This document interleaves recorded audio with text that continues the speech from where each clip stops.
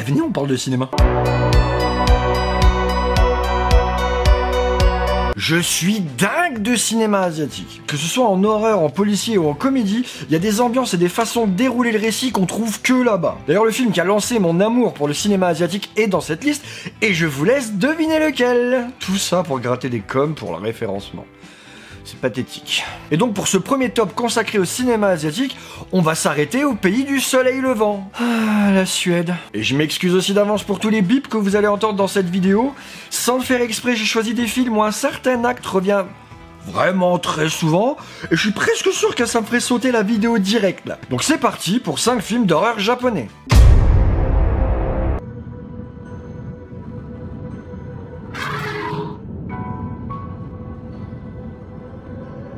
Maribeto nous raconte l'histoire de Masuoka, un homme obsédé par les phénomènes liés à la peur, se demandant d'où elle provient et à quoi elle conduit. Il filmera dans un métro un homme se donnant la mort et verra que son visage était marqué par une stupeur indicible. Ces images l'obsédant, il traquera dans les rues de Tokyo, caméra à la main, des éléments de compréhension. Ses recherches le conduiront dans un monde souterrain où il découvrira une jeune fille enchaînée qu'il décidera de ramener chez lui et prendra la décision de l'élever. Maribeto, sorti en 2004, a été réalisé par l'excellent Takeshi Shimizu en seulement 8 jours. Timing imposé par le réalisateur qui devait faire ce film entre 2 autres réalisations qu'il faisait la même année, à savoir Tales of Japan et l'excellent remake dont il a lui-même fait l'original de Ju-On ou The Grudge pour le reste du monde. Donc 3 films en un an.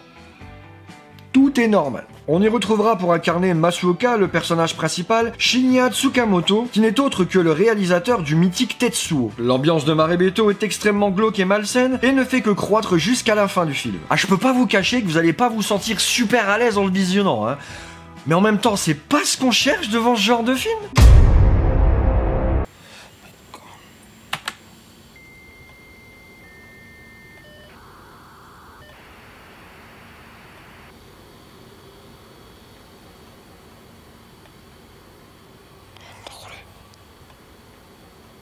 Taguchi, un jeune informaticien, est retrouvé pendu dans son appartement. Sous le choc, ses collègues cherchent à en savoir plus sur ce suicide inexplicable. La victime a laissé un mystérieux message contenu dans une simple disquette. De toute évidence, celle-ci recèle un virus qui contamine ses utilisateurs et a de graves répercussions sur leur comportement. À Tokyo, l'inquiétude grandit au fur et à mesure que le virus se propage à travers les réseaux informatiques. De petits groupes de jeunes gens tentent de résister, tandis que les disparitions se multiplient. Kairo, sorti en 2001, est réalisé par Kiyoshi Kurosawa, à qui on doit entre autres Kyo en 1997 ou Rétribution en 2007. On y retrouvera aussi l'actrice Kumiko Aso, qu'on aura pu voir dans Ring Zero ou dans Zebraman en 2004. Et vous devez absolument voir ce film. Kairo aura droit 2 ans plus tard à son remake américain Pulse, sorti en 2006, que j'ai pas franchement trouvé ouf. Encore une fois, dans ce cas-là, l'ambiance américaine casse le côté glauque de l'original pour en faire quelque chose de trop lisse et beaucoup trop propre à mon goût. Et si vous aimez les films de fantômes, pour moi, ce film-là est un incontournable. 結構興奮する。マジかよ。いっせーの。ちょっとタイム。何？おいこれマジかよ。マジマジ。レッツゴー。あー。やっ。せーの。いっせーの。早すぎるよそんな。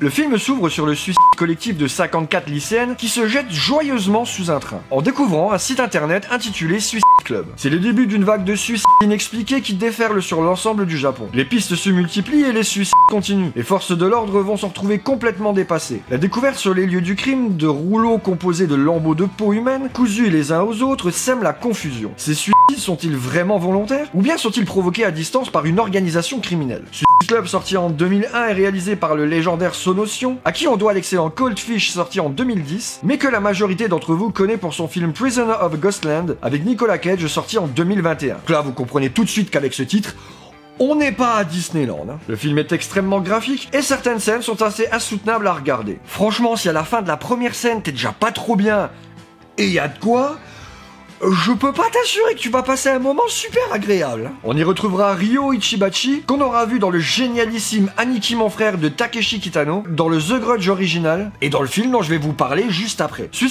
Club est un film viscéral qui va vous éprouver du début à la fin. Un film qui ne vous laissera pas indifférent, et je préfère le redire encore une fois, à ne pas mettre devant tous les yeux.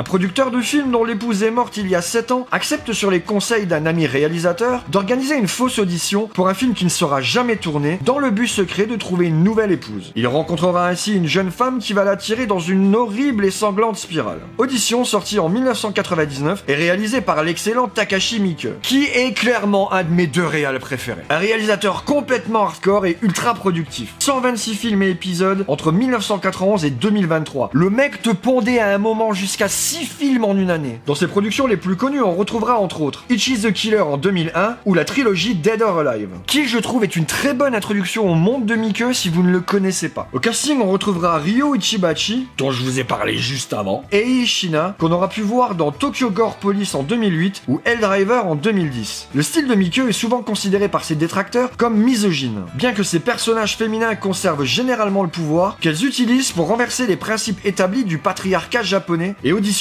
en est un de ses meilleurs exemples. La réalisation du film est très spéciale puisque sur ses 1h50 de durée, le film a un rythme très lent, mais c'est pour mieux vous défoncer la tronche pendant les 20 dernières minutes. Avant de vous dévoiler mon numéro 1, n'oubliez pas de vous abonner, le petit commentaire, n'hésitez pas aussi à rejoindre le Discord pour être sûr d'avoir toutes les notifs des prochaines vidéos, et vous avez le Tipeee si vous voulez soutenir la chaîne. C'était complètement évident pour moi de mettre ce film en première place de ce top, puisque c'est ce film qui aura lancé mon amour du cinéma asiatique, donc le numéro 1 de cette liste est Ring.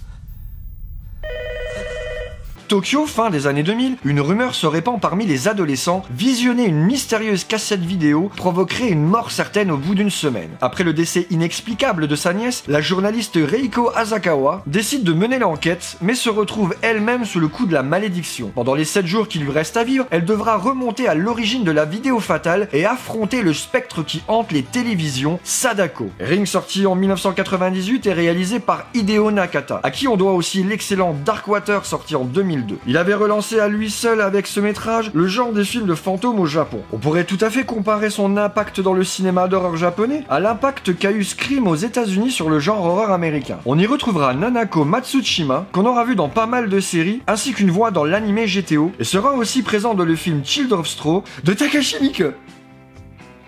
Non mais en fait j'adore même juste dire le nom quoi. Takashi Miike.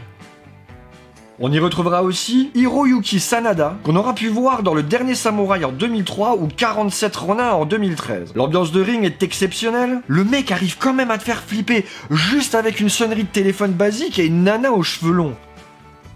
C'est fort ça quand même. C'est un film majeur dans le cinéma d'horreur japonais. Donc dégagez le remake et matez l'original. Sur ce, n'oubliez pas, abonnement, like, etc. etc. Et on se revoit bientôt. Ciao.